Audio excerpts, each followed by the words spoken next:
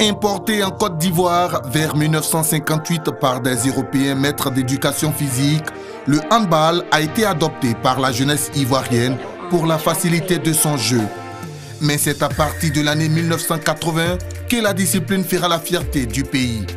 L'équipe nationale féminine remporte 2 titres de championne d'Afrique, 1987 et 1996. La sélection masculine, quant à elle, est médaillée d'argent en 1981 en Tunisie. Au niveau des clubs, l'Africa Sport du président Paul Gogua, avec des joueuses dont Namama Fadiga, a glané 3 médailles d'or, 1991, 1992 et 1996, et 8 médailles d'argent en compétition continentale des clubs champions et 9 titres de champion de la Coupe des vainqueurs de coupe.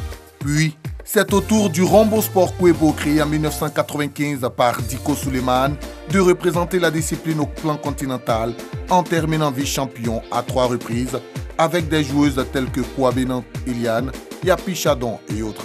Le club jaune et vert a aussi remporté 4 trophées de la Coupe des vainqueurs de coupe. Autre satisfaction, l'équipe du RAC de Legré-Charles, ancien président central de l'Africa. En 2001 à Tunis, le RAC a raté de peu la Coupe d'Afrique des vainqueurs de coupe face au Mouloudia d'Alger.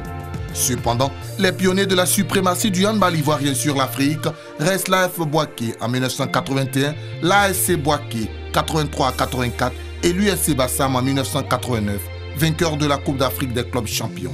Si le handball est longtemps resté la locomotive du sport en Côte d'Ivoire, avec des noms qui restent gravés dans les mémoires, tels que Émilie Dumont, Julien Akpa, Nadège Namama Fadiga, Mariam Kone et autres, aujourd'hui, la discipline n'a plus de stars et les athlètes sont presque des anonymes.